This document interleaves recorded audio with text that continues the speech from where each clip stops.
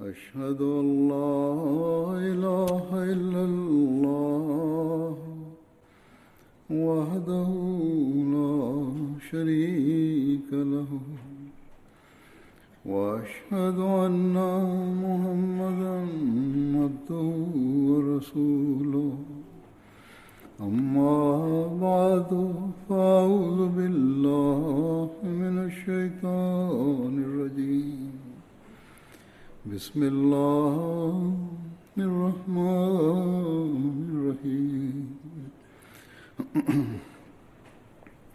الحمد لله رب العالمين الرحمن الرحيم مالك يوم الدين إياك نعبد وإياك نستعين اهدنا الصراط المستقيم صراط الذين أنعمت عليهم غير المغضوب عليهم ولا الضالين. أعوذ بالله من الشيطان الرجيم بسم الله الرحمن الرحيم. Uzur sọ pé àlàyé tí àwọn ń ṣe lọ́wọ́ lórí àwọn sàhábé tí wọ́n kópa nínú ojú ogun Badru pé òun náà ni àwọn yóò tẹ̀síwájú lénìí, ṣùgbọ́n kí àwọn tó bẹ̀rẹ̀ èyí nípa Islam àwọn Ansarullah tó lọ lọ́wọ́ pé àwọn á nífẹ̀ẹ́ láti sọ pé àwọn sàhábé tó yẹ pé lára wọn ní Ansar tí a sì ní àwọn Muhajir láàrin wọn. Àwọn sàhábé wọn yìí nígbà tí wọ́n gba Islam wọ́n mú àyípadà tó bá ara wọn tí wọ́n sì fi àpẹẹrẹ tí ó dáa lélẹ̀ tí kìí ṣe pé wọ́n kàn ṣe ìtúsílẹ̀ lásán bí kò ṣe pé wọ́n fi àfihàn ipò tí ó ga hàn nínú ìgbàgbọ́. Wọ́n ní gbogbo ẹ̀yin tí ẹ wà ń bí ọ̀pọ̀lọpọ̀ yín tó yẹ pé gbogbo yín pápátá ni Ansarullah, Muhajir ní tí ẹ sì jẹ́ Ansar bákan náà. Látara èyí ẹ máa yẹ ara yín wò ní gbogbo ìgbà wípé gbogbo àwọn àpẹẹrẹ tí wọ́n ti fi lélẹ̀ níwájú wa báwo ni a ṣe ń ṣiṣẹ́ tọ̀ wọ́n tó. Lẹ́yìn èyí màá bẹ̀rẹ̀ ìbánisọ̀rọ̀ tèmi. Àlàyé alákọ̀ọ́kọ́ òun náà ni ti Hazrat Nu'man bin Amr.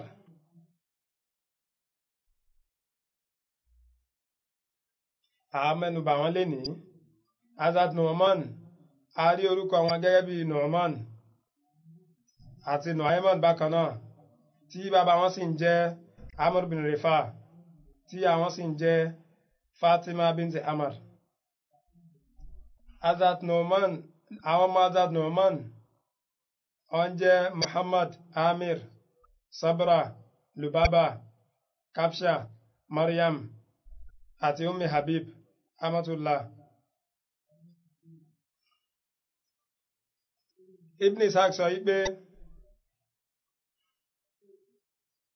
Hazrat Nu'man kó nínú báìtì ọgbà ẹlẹ́ẹ̀kejì pẹ̀lú àwọn sàhábé 90 tí wọ́n ṣe. Hazrat Nu'man kópa nínú ogun Badru, Uhud, Khandak àti àwọn ogun tó kù pẹ̀lú Ànábì wa Muhammad sallallahu alaihi wasallam.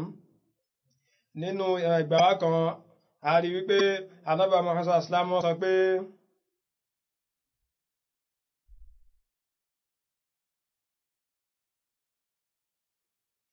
Ànábì wa Muhammad sallam wọ́n ní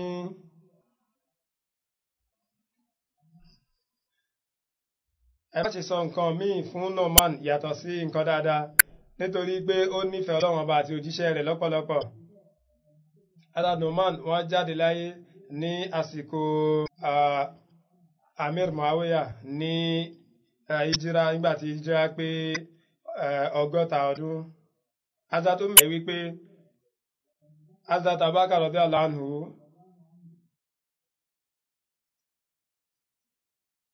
kí Ànábì wa Muhammad sallam kí wọ́n tó kú ọdún kan kí wọ́n tó kú nípa ewì kan tí ó gbajúgbajà tí Ànábì Muhammad sallam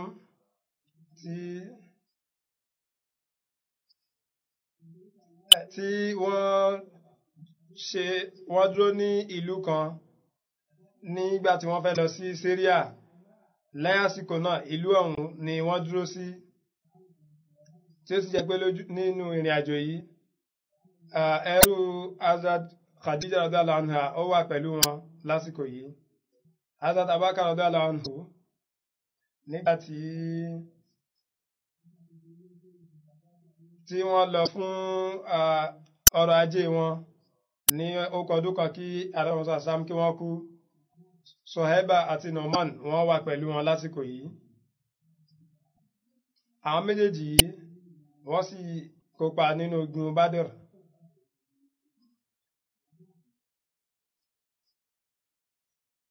Nu'man ni ó mójútó àwọn ẹrù ní orí ìrìn àjò yìí, tí a sì rí ìṣẹ̀lẹ̀ kan lásìkò yìí. Ìyẹn ni wípé nígbàtí àwọn èèyàn kan tí wọ́n ta Hazrat Nu'man fún wọn, Huzur náà ti ṣàlàyé ìṣẹ̀lẹ̀ yìí tẹ́lẹ̀, ṣùgbọ́n àwọn yóò tún mẹ́nu bà báyìí. Wọ́n ní Suhaiba tí ó jẹ́ sàhábà pẹ̀lú wọn, wọ́n máa ń ṣe ẹ̀fẹ̀ lọ́pọ̀lọpọ̀.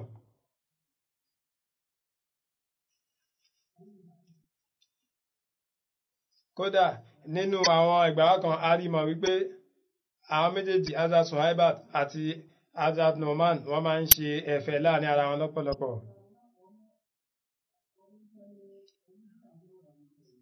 Torí náà wọ́n sọ fún Hazrat Nu'man wípé fún mi lóúnjẹ. Wọ́n dá wọn lóhùn wípé tí Hazrat Abubakar tí wọ́n bá ti padà wá sáàrin wa bí, mi ní fún ẹ lóúnjẹ. Suhaiba tí sọ bẹ́ẹ̀, ó wá dáhùn wípé tí o bá fún mi lóúnjẹ, màá sọ orú ọ̀rọ̀ bẹ́ẹ̀ fún ẹ tó yẹ pé inú yóò bí ẹ. Ẹni tí ó ń ṣàlàyé sọ pé lásìkò náà wọ́n ṣe kọjá lára àwọn èèyàn kan ni. Torí náà Suhaiba ó sọ fún àwọn èèyàn wọ̀nyí wípé ǹjẹ́ ẹ ó ra ẹrú mi yìí?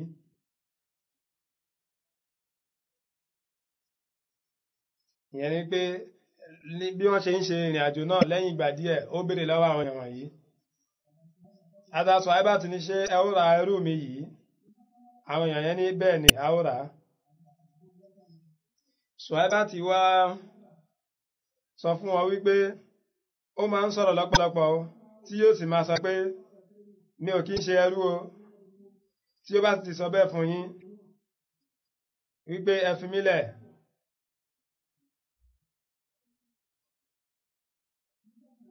ẹ má ṣe lu ẹrú mi o. Wọ́n ní a ní ṣe bẹ́ẹ̀, a fẹ́ rà látọ̀dọ̀ rẹ ni. Tí wọ́n sì ra Hazrat Nu'man tí wọ́n fún wọn ní ràkúnmí 10. Torí náà àwọn èèyàn wọ̀nyí wọ́n wá bá Hazrat Nu'man tí wọ́n sì fi okùn sí wọn lọ́rùn kí wọ́n lè sọ wọ́n di ẹrú. Hazrat Nu'man dáhùn pé ẹni yìí ń bá yín ṣeré ni, ó ń ṣẹ̀fẹ̀ ni, mi kì í ṣẹrú. Àwọn èèyàn dáhùn pé nǹkan tó ti sọ fún wa tẹ́lẹ̀ náà rèé pé bí wàá ṣe sọ rèé, tí wọ́n sì wọ Hazrat Nu'man lọ.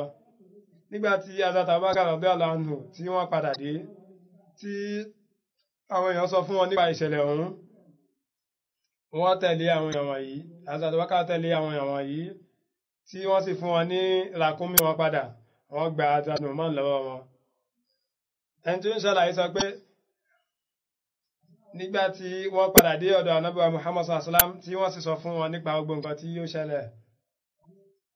Ẹni tí ó ń ṣàlàyé sọ pé Ànábì Muhammad sallam àti àwọn sàábé wọn,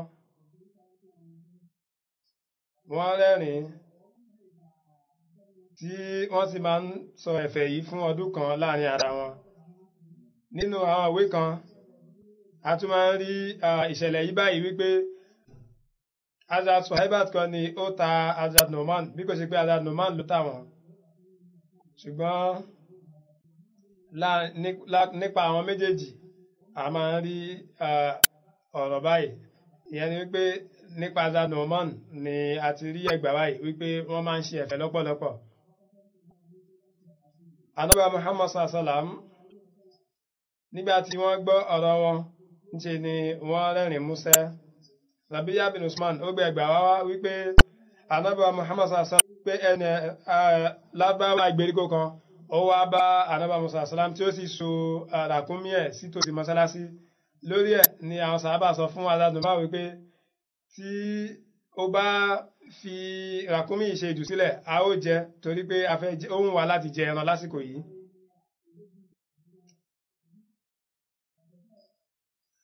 Tó sì jẹ́ pé wọn yóò fẹjọ́ sùn tí Hazrat Numan bá ṣe bẹ́ẹ̀. Nígbà tí wọ́n bá fẹjọ́ sùn Ànábì Muhammad sallam wọn yóò sọ ìtàn rẹ̀. Ẹni tí ó gba ìgbà wá ṣàlàyé wípé Hazrat Numan gbà sí wọn lẹ́nu tí wọ́n sì fi ràkúnmí náà tí wọ́n fi ṣe ìdúsílẹ̀. Nígbà tí lárúbáwá ìgbèríko yìí tí ó jáde tí ó rí ràkúnmí ẹ̀ pé wọ́n ti pa ó bẹ̀rẹ̀ sí pa wípé ìrẹ́ Muhammad sallallahu alaihi wasallam wọ́n ti fi ẹran mi ṣe ìdúsílẹ̀ òhìn ràkúnmí mi. Ànábì Muhammad sallam wọ́n jáde tí wọ́n sì ní ta ni ó ṣe èyí. Àwọn èèyàn ní Numan ló ṣe. Wọ́n ní kí wọ́n wá wọn wá.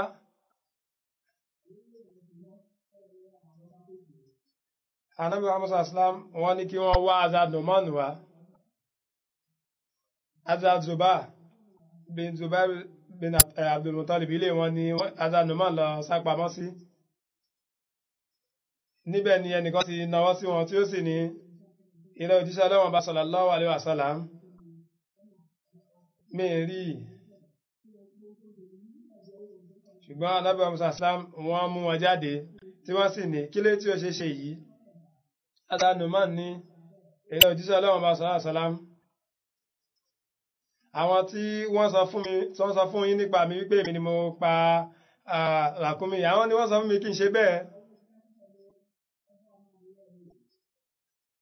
pé lẹ́yìn ìwà àgbà náà Ànábì sallam wọn yóò sọ ìtàn rẹ̀. Nígbà tí Ànábì sallam tí wọ́n gbọ́ ọ̀rọ̀ yìí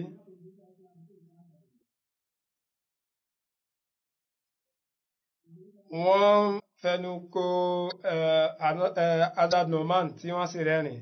Lẹ́yìn náà wọ́n fún lárúbáwá ìgbèríko yìí ní owó rẹ̀.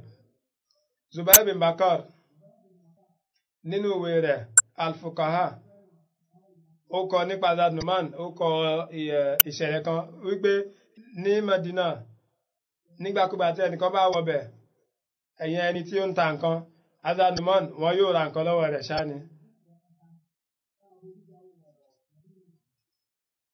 Tí wọn yóò sì ra nǹkan fún Ànábì sallam wọ́n yóò mú lọ fún wọn. Lẹ́yìn náà wọ́n á ní èyí jẹ́ ẹ̀bùn látọ̀dọ̀ mi sí yín. Nígbà tí ẹni tí ó ní nǹkan náà tí ó tà tí ó bá fẹ́ wá gbowó rẹ̀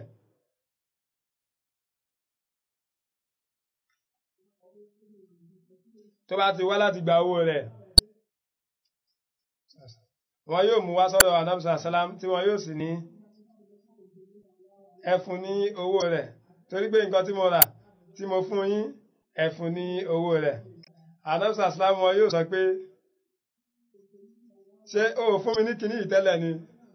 Yóò ní eré òjíṣẹ́ Ọlọ́run bá sallam mo fi Ọlọ́run bá búra mi ní owó tí wọn yóò fi san kinní yìí ṣùgbọ́n ó kàn wù mí láti fún yín ní nǹkan kí ẹ lè jẹ tàbí kí ẹ lè fi pamọ́ láti máa lò.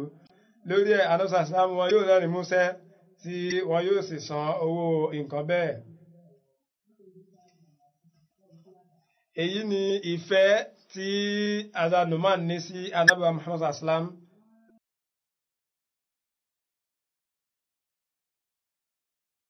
Lẹ́ni sàhábà kejì tí a yóò mẹ́nubà wọn ni Hazrat Khubayb bin Khusayf. Hazrat Khubayb radiyallahu anhu wọ́n jẹ́ ará Ansar ẹ̀ka Khazraj láti Banu Josham. Hazrat Khubayb a rí orúkọ wọn gẹ́gẹ́ bí Habib níbòmí bin Jusad. Orúkọ bàbá wọn ni Isaf tí a túmọ̀ sí Yasaf látara ìgbàwá mi. Bàbá wọn jẹ́ Otuba ó tún jẹ́ Inaba níbòmí. Hazrat Khubayb orúkọ ìyá wọn ni Salma binti Masud tí ọmọ wọn lọ́kùnrin kan sì ń jẹ́ Abdullah tí ó jẹ́ ọmọ Jamila binti Abdullah binti Ubay bin Sulul. ọmọ kejì jẹ́ Abdulrahman tí ó jẹ́ ọmọ Ummi Walad, ọmọ obìnrin Unaisa lórúkọ ẹ̀ tí ó jẹ́ ọmọ Zainab binti Qais. Hazrat Abubakar Siddiq radiyallahu anhu lẹ́yìn tí wọ́n jáde láyé, Hazrat Khubayb fẹ́ ìyàwó wọn Ubayba binti Khadija tí wọ́n ti fi sílẹ̀ lọ, ìyẹn opó Hazrat Abubakar. Hazrat Khubayb wọn kì í ṣe mùsùlùmí lásìkò hijira, ṣùgbọ́n lásìkò náà wọ́n ṣe ìgbàlejò àwọn muhajirin. Wọ́n ń ṣe mùsùlùmí o, ṣùgbọ́n wọ́n ṣe ìgbàlejò àwọn muhajirin. Hazrat Talha bin Abdullah àti Hazrat Suhaib bin Sinan wọ́n dúró sí ilé wọn lásìkò náà. Níbàámu pẹ̀lú ẹgbàá wa mi, Hazrat Talha, Hazrat Asad bin Zurara, ilé Hazrat Asad bin Zurara ni Hazrat Talha dúró sí. Bákan náà Hazrat Abubakar Siddiq nígbà tí wọ́n ṣe hijira lọ sí Madina, wọ́n dúró sí ilé Hazrat Khubayb ní Kuba. Suna ni àyè tí wọ́n dúró sí, Suna ni à ń pè, tí ó wà ní orí òkè níbi tí àwọn Banu Harith bin Khazraj tí wọ́n ń gbé lásìkò náà. Níbàámu pẹ̀lú ẹgbàá wa mi, Hazrat Abubakar radiyallahu anhu ilé Hazrat Kharija bin Zaid ni wọ́n dúró sí. Yàtọ̀ sí ogun Badr, ogun Uhud, Khandak àti gbogbo àwọn ogun tó kù, gbogbo ẹ̀ pátápátá ni wọ́n kópa nínú rẹ̀ pẹ̀lú Ànábì sallallahu alaihi wasallam. Níbàámu pẹ̀lú ẹgbàá wa mi, Khubayb wọ́n ní Madina ṣùgbọ́n wọn ò gba Islam débi wípé Ànábì Muhammad sallallahu alaihi wasallam nígbà tí wọ́n fẹ́ lọ fún Badr, nígbà náà ni wọ́n lọ pàdé Ànábì sallallahu alaihi wasallam lọ́nà tí wọ́n sì gba Islam. Nínú Sahih Muslim báyìí ni wọ́n ṣe mẹ́nubà gbígba Islam Hazrat Khubayb wípé ìyàwó Ànábì sallallahu alaihi wasallam Hazrat Aisha radiyallahu anha ni wọ́n gba ìgbà wa náà wá. Wọ́n ní Ànábì Muhammad sallallahu alaihi wasallam nígbà tí wọ́n jáde láti máa lọ fún Badru, nígbà tí wọ́n dé Eratul Wabara tí ó wà ní máìlì bíi 3 sí Madina, nígbà tí wọ́n débẹ̀ wọ́n rí arákùnrin kan tí ó jẹ́ akínkanjú lọ́pọ̀lọpọ̀. Àwọn sàábé Ànábì sallallahu alaihi wasallam nígbà tí wọ́n rí arákùnrin yìí inú wọn dùn. Nígbà tí ó wá láti pàdé Ànábì sallallahu alaihi wasallam, ó sọ fún wọn wípé mo fẹ́ bá yín lọ tí mo sì fẹ́ gbà nínú ẹrù ogun. Ànábì sallallahu alaihi wasallam sọ fún pé ǹjẹ́ onígbàgbọ́ nínú Ọlọ́run bá ti òjíṣẹ́ rẹ̀? Ó ní rárá, mi ṣe mùsùlùmí. Ànábì sallallahu alaihi wasallam sọ fún pé padà, torí pé mi ní gba ìrànlọ́wọ́ látọ̀dọ̀ ọ̀ṣẹ́bọ kankan. Ó ṣàlàyé wípé arákùnrin yìí lọ, tó sì jẹ́ pé nígbà tí wọ́n dé Khajura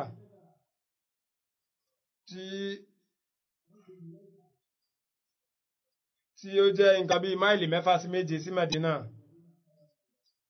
Shajara ni àyè kan nítòsí Zulhulaifa. Nígbà tí ó débẹ̀, arákùnrin yìí tún padà wá sọ́dọ̀ Ànábì sallallahu alaihi wasallam, ó sì tún sọ gbogbo nǹkan tí ó ti sọ ní ìṣáájú. Ànábì Muhammad sallallahu alaihi wasallam wọ́n fún ní èsì tí wọ́n ti fún ní ìṣáájú bákan náà. Ànábì sallallahu alaihi wasallam sọ fún wípé padà, mi ò fẹ́ ìrànlọ́wọ́ látọ̀dọ̀ ọ̀ṣẹ́bọ kankan. Lẹ́yìn èyí ó padà. Nígbà tí wọ́n tún dé Bida tí ó jẹ́ nǹkan bíi máìlì mélòó kan sí Medina, tí ó sì jẹ́ ó súnmọ́ ibí yìí, wọ́n súnmọ́ ara wọn, wọ́n súnmọ́ Shajara. Ó tún pàdé Ànábì sallallahu alaihi wasallam níbí yìí. Ó sọ fún Ànábì sallallahu alaihi wasallam wípé mo fẹ́ tẹ̀lé yín lọ. Ànábì sallallahu alaihi wasallam náà wọ́n dá lóhùn bákan náà. Wọ́n ní ǹjẹ́ o gbàgbọ́ nínú Ọlọ́run Ọba àti òjíṣẹ́ rẹ̀ bí? Ó ní bẹ́ẹ̀ ni. Ànábì sallallahu alaihi wasallam sọ fún wípé ọya jẹ́ ká lọ, ní báyìí o lè tẹ̀lé mi. Nígbà tí wọ́n ń ṣàlàyé ẹgbàá wa yìí, wọ́n ní ẹni tí wọ́n ń sọ ń bẹ̀ náà ni Hazrat Khubayb. Hazrat Khubayb bin Hisaf, nígbà tí wọ́n mẹ́nubà bí wọ́n ṣe Alamonudin nínú Surat Al-Anbiya tí wọ́n ń ṣàlàyé ìṣẹ̀lẹ̀ Hazrat Khubayb yìí, wọ́n ní Madina Habib bin Husayf jẹ́ arákùnrin kan tí ó ní akíkanjú lọ́pọ̀lọpọ̀, èèyàn náà ni Hazrat Khubayb orúkọ wọn kejì ní nínú ìtàn bí a ṣe rí rèé, bí a ṣe rí ẹgbàá orúkọ wọn rèé. ní ṣókí arákùnrin yóò jẹ́ ará Khazraj títí di àsìkò Badr kìí ṣe mùsùlùmí, ṣùgbọ́n pẹ̀lú àwọn èèyàn rẹ̀, àwọn èèyàn Khazraj, láti lè rí nǹkan ogun ó jáde nílé láti kópa nínú ogun, ó jáde pẹ̀lú àwọn mùsùlùmí pẹ̀lú ìdùnnú àti ọ̀yàyà. ṣùgbọ́n Ànábì sàlám sọ fún wípé ẹni tí yóò tẹ̀lé wa lọ́jọ́ ogun òun náà ni ẹni tí ó bá jẹ́ mùsùlùmí. nínú ẹgbàá mi Ànábì sàlám wọ́n sọ pé padà a fẹ́ ìrànlọ́wọ́ láti ọ̀dọ̀ ọ̀ṣẹ́bọ kankan. Khubayb tàbí Habib tí a ń ṣàlàyé Ànábì sàlám wọ́n lè padà ní ẹ̀ẹ̀mejì. ní ìgbà ẹlẹ́ẹ̀kẹta Ànábì sàlám sọ fún pé ǹjẹ́ onígbàgbọ́ nínú Ọlọ́run Ọba àti òjíṣẹ́ rẹ̀ bí? Ó ní bẹ́ẹ̀ ni, tí ó sì gba Islam báyìí. lẹ́yìn náà ó jagun pẹ̀lú akíkanjú. nínú Musnad Ahmad bin Hanbal bí wọ́n ṣe ṣàlàyé gbígba Islam àti Khubayb rèé wípé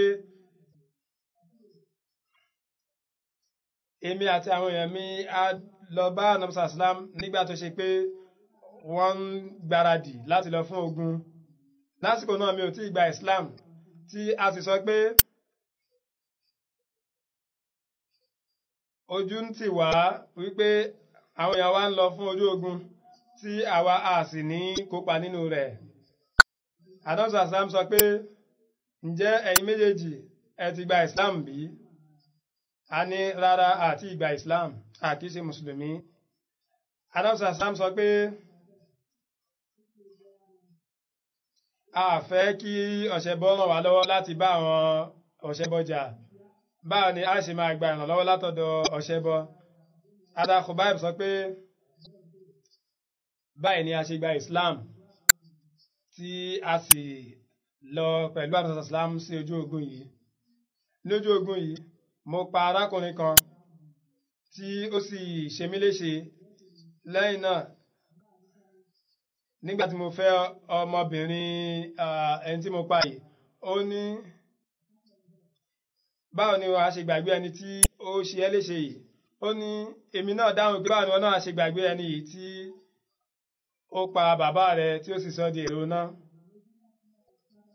ní ojú ogun Badr, Hazrat Khubayb bin Asaf wọ́n pa ọ̀gá àwọn Quraysh Umayya bin Khalf, tí wọ́n sì mẹ́nubà ìgbéyàwó wọn nínú Musnad Ahmad bin Hanbal. níbi tí wọ́n ti ń ṣàlàyé ìṣẹ̀lẹ̀ yìí, Allama Nuruddin Halbi nínú Surat Halbiya wọ́n ní Hazrat Abdurrahman bin Awf wọ́n gba ìgbà wá wípé ní ojú ogun Badr, Umayya bin Khalf ó pàdé mi tó ṣe pé ọ̀rẹ́ mi ní lásìkò jahiliya. ọmọ rẹ̀ Ali ó di ọwọ́ rẹ̀ mú ìyẹn ọmọ Umayya bin Khalf.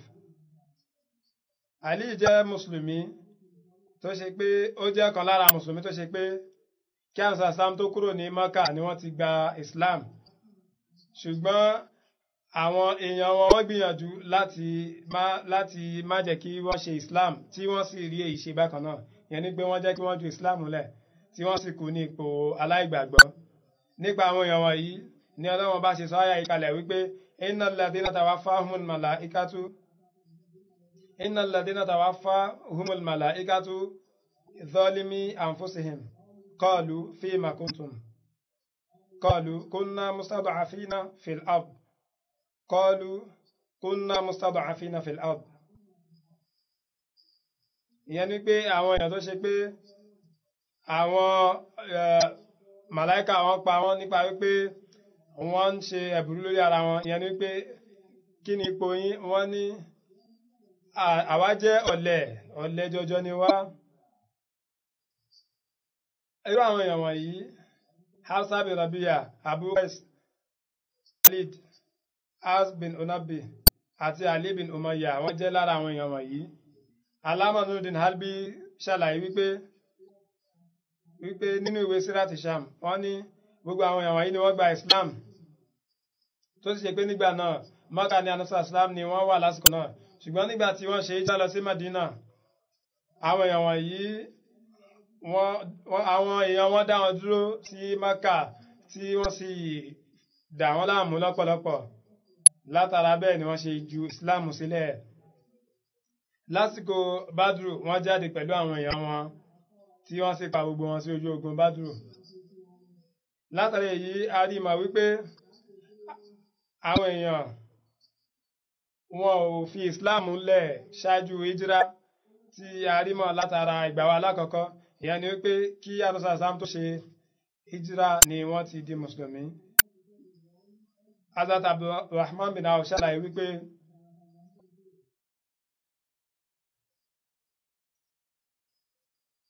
wọ́n ń ṣàlàyé nǹkan tí ó ṣẹlẹ̀ lójú ogun wọ́n ní mo nígbà tí Umayya tí ó rí mi ó pè mí ní ìrẹ́ Abi Amr ìyẹn orúkọ tí wọ́n ń jẹ́ kí wọ́n tó gba Islam wọ́n ní mi ń dá lóhùn torí pé Ànábì sallam ti sọ wípé wọ́n ti fún mi lórúkọ ìyẹn ní pé Abdulrahman tí wọ́n sì ní ǹjẹ́ ó nífẹ̀ẹ́ láti fi orúkọ sílẹ̀ tí àwọn bàbá rẹ̀ tí wọ́n ti sọ wọ́n ní bẹ́ẹ̀ ni. Umayya ní èmi ò mọ Abdulrahman kankan o. Nígbà tí Umayya pè mí lórúkọ mi ìyẹn ni pé nígbà tí ó pè mí ní Abdulrahman ìgbà náà ni mo tó dá lóhùn. Nígbà tí Umayya pè wọ́n ní orúkọ wọn àtijọ́ wọ́n mọ̀ pé àwọn ló ń bá wí o ṣùgbọ́n wọn ò dá lóhùn torí pé ẹni tí ó ń pè wọ́n lórúkọ ẹbọ kan ni tí eléyìí sì ṣeéṣe kó ṣe pé ó mọ̀ọ́mọ̀ tàbí kí wọ́n tiẹ̀ má gbọ́ rárá torí pé ó ti pẹ́ tí wọn ò ti pè wọ́n lórúkọ yìí mọ́ ṣùgbọ́n nígbà tí Umayya tí ó pè wọ́n lórúkọ wọn tuntun wọ́n gbọ́ yé lẹ́sẹ̀kẹsẹ̀ tí wọ́n sì dá lóhùn. Nígbà náà ni Umayya sọ pé tí o bá ní ẹ̀tọ́ kankan lórí mi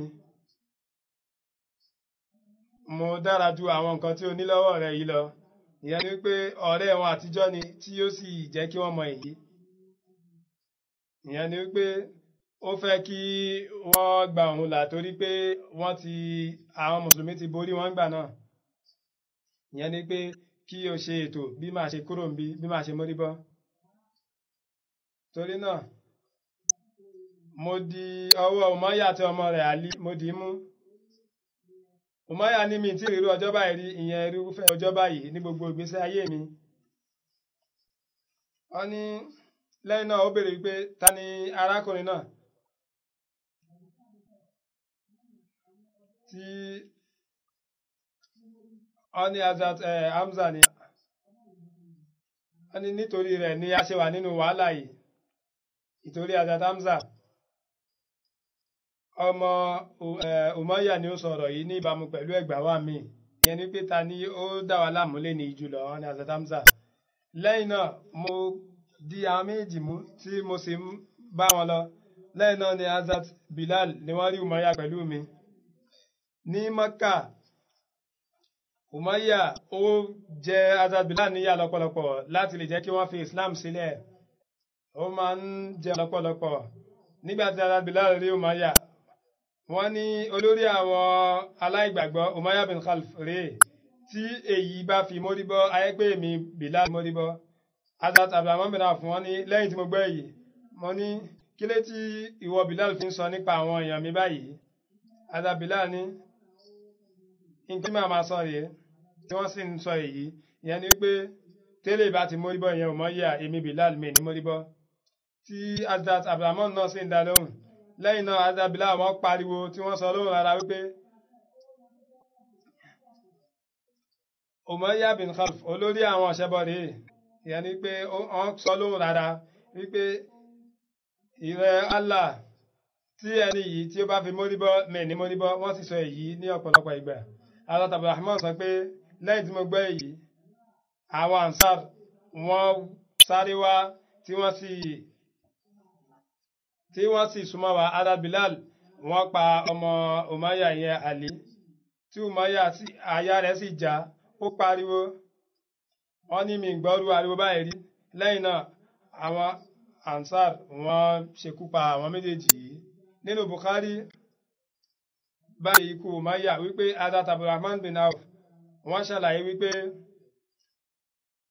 mo kọ àkọránṣẹ́ sí Umayya bin Khalaf wípé ní Mákà mo ní ilé kan bẹ̀ kí ó mójútó àwọn nǹkan mi tí wọ́n yóò sì mójútó tóun náà bá wá sí Madina.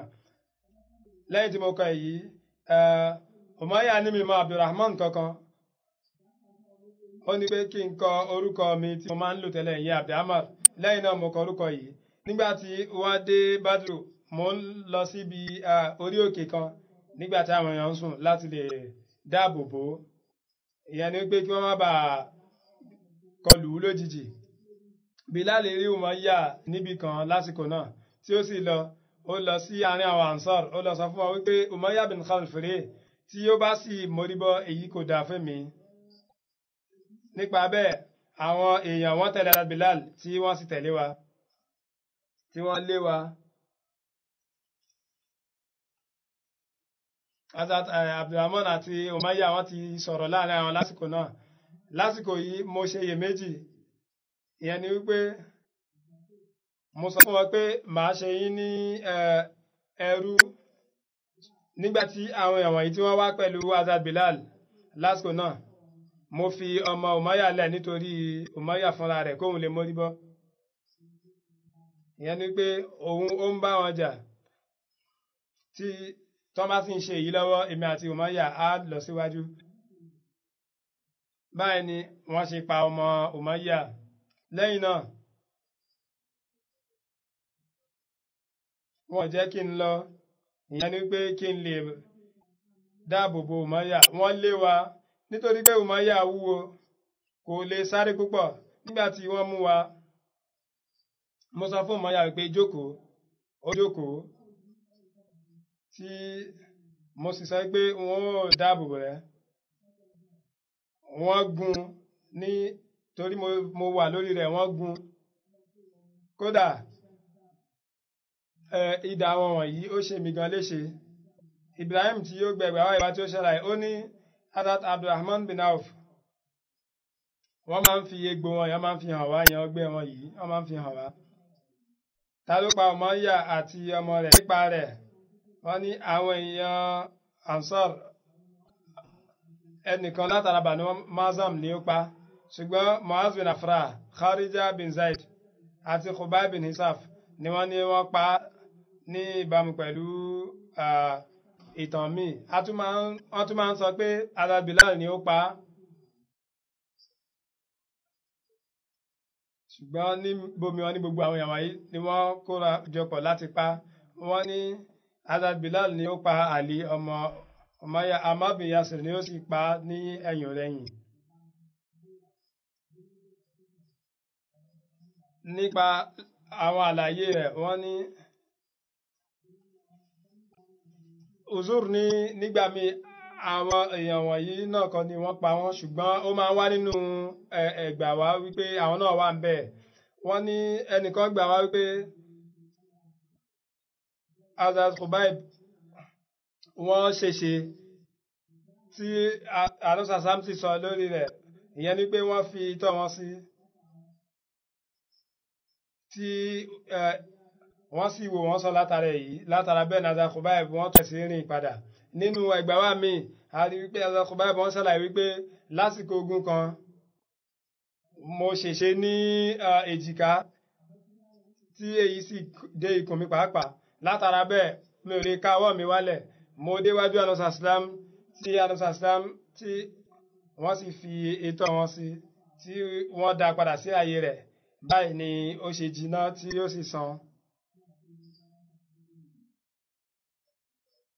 Nípa ikú wọn, a rí ẹgbàá kan wá wípé Hazrat Khubayb wọ́n kú ní àsìkò Hazrat Umar tí wọ́n jẹ́ khalifa, ṣùgbọ́n níbòmíì a rí báyìí wípé wọ́n kú lásìkò Hazrat Usman.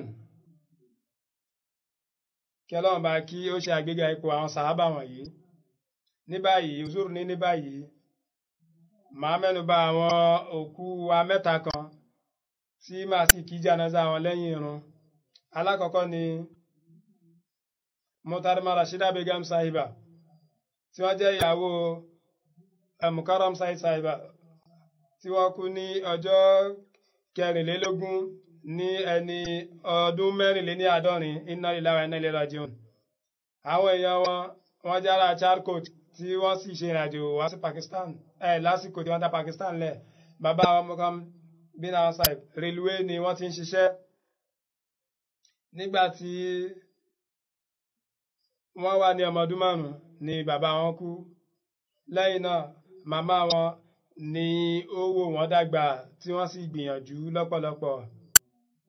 Nínú mọ̀lẹ́bí wọn bàbá wọn Mukarram Fatima Ahmad Sahib ni ó gba Islam adé alákọ̀ọ́kọ́ tí wọ́n lọ sí Qadian tí wọ́n sì lọ gba Islam lọ́wọ́ sàábé Imam alayhi salam Azakazi Sahib.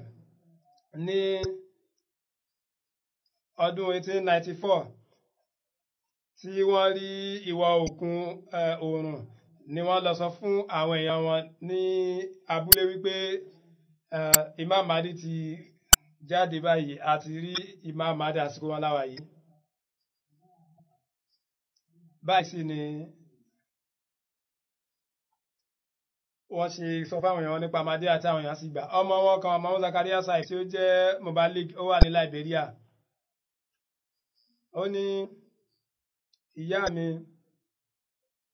wọ́n máa ń san chanda wọn déédéé tí wọ́n sì máa ń béèrè gbogbo wípé ǹjẹ́ ti san chanda mi bí ṣé mo ti san chanda. Lẹ́yìn náà wọ́n máa ń mójútó àwọn ọmọ wọn lọ́pọ̀lọpọ̀. Wọ́n sì kì í jẹ́ kí àwọn ọmọ jáde láì nídìí kí àwọn ọmọ má lọ di ọmọkọ́mọ. Ìyẹn ni pé kó má kọ́ àwọn ìwà tí kò dá níta. Ní kékeré tí a bá ń lọ sí mọ́ṣáláṣí tí bàbá wa bá sọ pé kí a lọ sí mọ́ṣáláṣí pàápàá jùlọ lásìkò fájìrì tí wọ́n bá jí wa, ìyá wa wọn yóò mójútó bí a ó ṣe dé mọ́ṣáláṣí. Tí a bá sì ti lọ sí mọ́ṣáláṣí wọn kì í jókòó, wọn kì í fẹ́ ẹ̀dọ̀ lórí òdodo sùn. Wọ́n nífẹ̀ẹ́ khilafat lọ́pọ̀lọpọ̀ tí wọ́n sì máa ń gbọ́ kútúbà, wọ́n máa ń tẹ́tí bẹ̀lẹ̀ jẹ́ láti gbọ́. Kódà wọn yóò tún máa yọ kókó nínú rẹ̀ tí wọn yóò sì máa ṣàlàyé àwọn nǹkan wọ̀nyí pẹ̀lú àwọn ọmọ wọn. Lẹ́yìn náà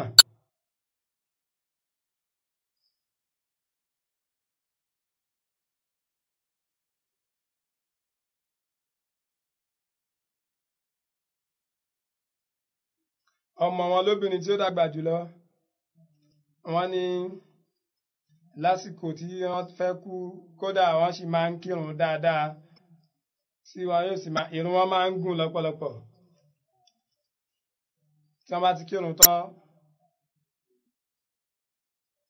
nígbà tí wọ́n kírun tán ni àìsàn wọn tún lè sí tí wọ́n sì àti gbé wọn lọ mọ́ṣáláṣí tí àrùn ọkàn ní àìsàn ọkàn ni ó ṣe wọ́n. Látara bẹ́ẹ̀ ni wọ́n sì ṣe dolóògbé. Ọmọ wọn 5 ni wọ́n filẹ̀ fún Islam tí wọ́n ń ṣiṣẹ́ sí Islam. Musiya ni wọ́n, ìkan náà Musin Tabassum àti Muhammad Sahib. Wọ́n jẹ́ muallim ní abẹ́ Waqf Jadid tí wọ́n sì ń ṣiṣẹ́ ní Rabwa. Ọmọ wọn 2 Daud Zafar Sahib àti Zakaria Sahib wọ́n jẹ́ murabbi silsila tí ọmọ wọn kan Asif Sahib ó jẹ́ Waqf now tí ó sì ń ṣiṣẹ́ ní Khilafat Library. Ọmọ Zakaria wà ní Liberia gẹ́gẹ́ bí mo ṣe sọ tẹ́lẹ̀, ó jẹ́ Mubalig ìjọ tí kò sì ní àǹfààní láti lọ ṣe janaza ìyá rẹ̀ tí wọ́n ṣe àpẹẹrẹ sùúrù, wọ́n ṣàfihàn sùúrù tí ó dáa jùlọ.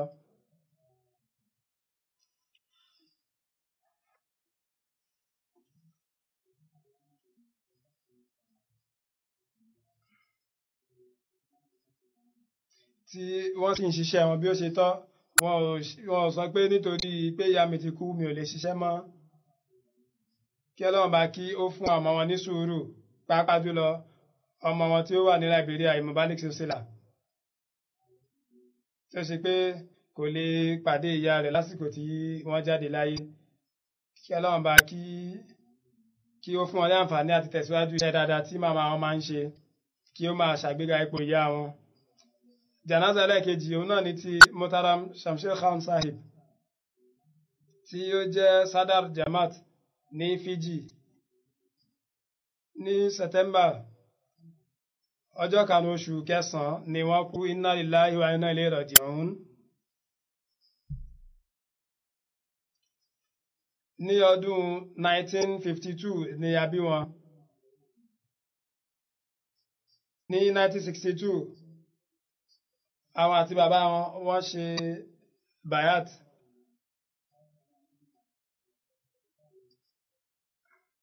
Ní Fiji ọ̀pọ̀lọpọ̀ àwọn èèyàn Ahmadiyya kejì ti bí ni wọ́n wà ńbẹ̀. Ìyẹn nígbà àwọn tí wọ́n gba bayati Khalifatu Masih kejì, ṣùgbọ́n lẹ́yìn náà ni wọ́n gba bayati ìjọ Ahmadiyya. Wọ́n jẹ́ kan lára àwọn ọmọ ìjọ Fiji tí ó ti pẹ́ tí wọ́n sì ní àǹfààní láti ṣiṣẹ́ sin jọmọ́ lọ́pọ̀lọpọ̀. Ní Marosowa Matoka wọ́n ṣe ìgbìyànjú ọ̀pọ̀lọpọ̀ láti kọ́ mọ́ṣáláṣí sí àwọn ibi wọ̀nyí ní ọdún 2010 títí di àsìkò tí wọ́n kú. Wọ́n jẹ́ Sadar Jama Nandi tí wọ́n sì jẹ́ akọ̀wé àwọn nípa ìwé tí wọ́n sì máa ń pọ́n wọn lé lọ́pọ̀lọpọ̀. Ṣùgbọ́n gbogbo iṣẹ́ jọmọ́ ni wọ́n máa ń gbé lórí àwọn iṣẹ́ tó kù. Wọ́n máa mú wọn ní pàtàkì ìyàtọ̀ fún bí wọ́n ṣe jẹ́ Sadar Jamaat tí wọ́n sì jẹ́ akọ̀wé àwọn nǹkan tó jẹ mọ́ ìwé. Wọ́n tún jẹ́ olórí iléèwé. Wọ́n nífẹ̀ẹ́ khilafat lọ́pọ̀lọpọ̀, wọ́n sì máa ń gbọ́ràn. Àwọn ọmọ wọ́n fi ìyàwó Razia Khan Sahiba àti ọmọbìnrin Nadi Nafisa sílẹ̀. Kí Ọlọ́run Ọba kí ó foríjì òkú wa, kí ó sì fún ọmọ wọn ní àǹfààní láti tẹ̀síwájú iṣẹ́ rí wọn. Janaza ẹnìkẹta ni ti Mukarrama Fatima Muhammad Mustafa Sahiba tí wọ́n jẹ́ ará Norway ní Kurdistan. Wọ́n kú ní ọjọ́ 13 oṣù kẹfà ọdún yìí, ṣùgbọ́n wọ́n kú ní ẹni ọdún 98. Ní ọdún 2014 ni wọ́n ṣe bayat. Wọ́n fi ọmọ obìnrin 3 àti ọkùnrin 5 sílẹ̀, tí ó sì jẹ́ pé obìnrin kan ṣo péré Mukarrama Marifa Mama Sahiba ni ó jẹ́ Ahmadi tí wọ́n sì wà ní Norway. Ọmọ obìnrin yìí ní ọdún 1999 ni mo wá sí Norway. Èyí sì le fún mi lásìkò náà. Torí náà ìyá mi wọ́n lọ sí Kurdistan láti lè ràn mí lọ́wọ́. Wọ́n mọ ọ̀pọ̀lọpọ̀ àyà Quran àti hadith tí wọ́n sì máa ń ka ìwé lọ́pọ̀lọpọ̀ débi pé wọ́n kọ́ bí wọ́n ṣe ń kọ tí wọ́n sì ń kà lẹ́yìn tí wọ́n ti lé ní 40 ọdún. Wọ́n máa ń kírun lásìkò. Bákan náà wọ́n máa ń gba àwẹ̀ lọ́pọ̀lọpọ̀. Kódà àwọn a tún máa sọ pé mò ń gba àwẹ̀ lórúkọ àwọn tó ṣe pé wọn ò lè gbàwẹ̀, wọn ní àǹfààní láti gbàwẹ̀. Wọ́n máa ń ran àwọn tó kù lọ́wọ́ débi wípé ní Iraq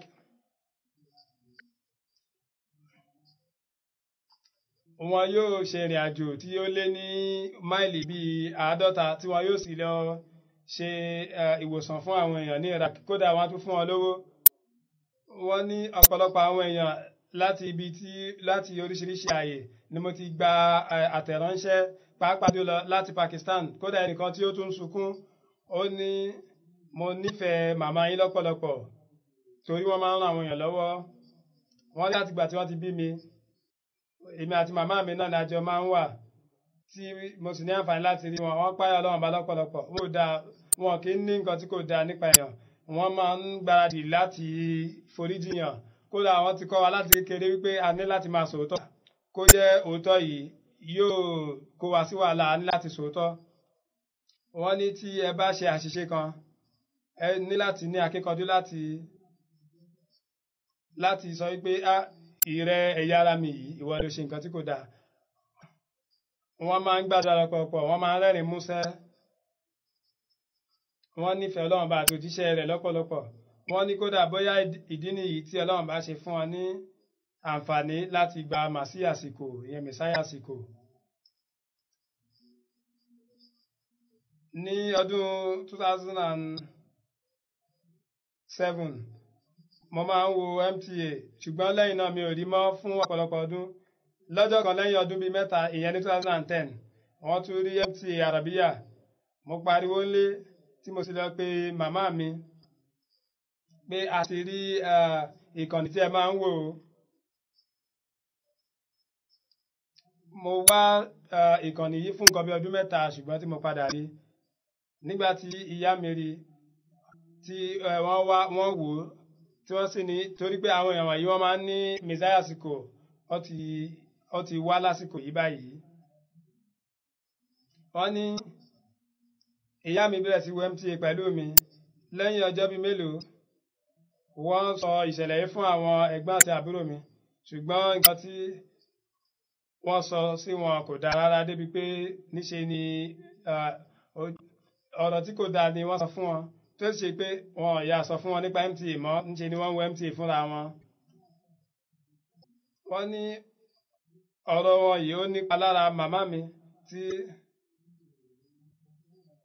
wọn ò sì wo MTA mọ́ kódà wọ́n sọ fún mi náà kí n má wo MTA mọ́.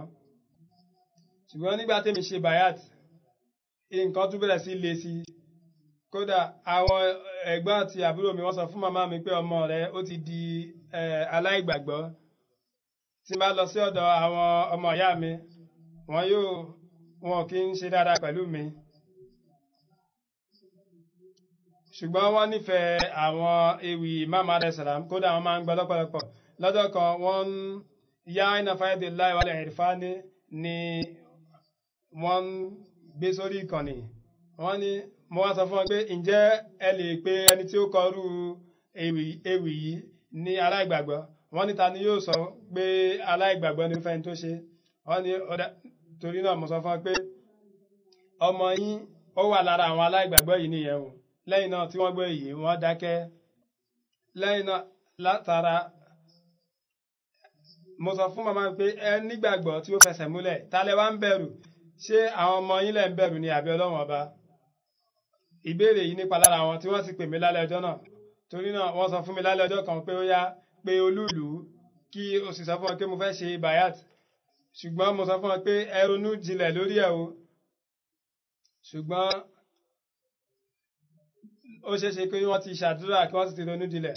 Nǹkan tí wọ́n sì ń sọ ní gbogbo alẹ́ náà ni pé mo ti ṣe ìpinnu pé n ó di ọmọ ìjọ Ahmadiyya.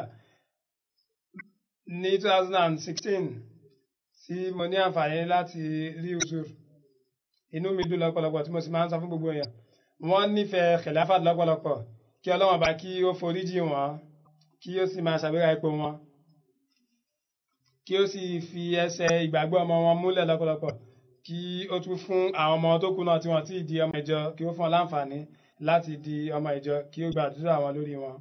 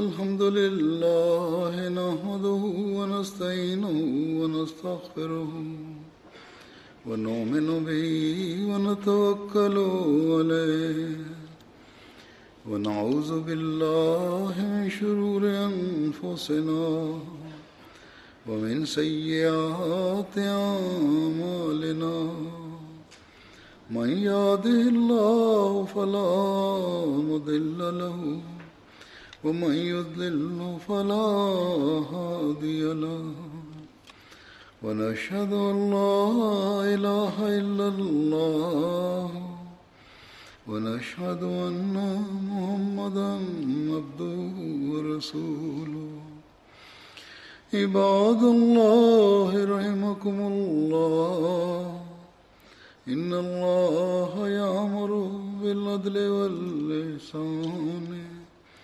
وإيتاء ذي القربى وينهى عن الفحشاء والمنكر والبغي يعظكم لعلكم تذكرون اذكروا الله يذكركم وادعوه يستجب لكم ولذكر الله أكبر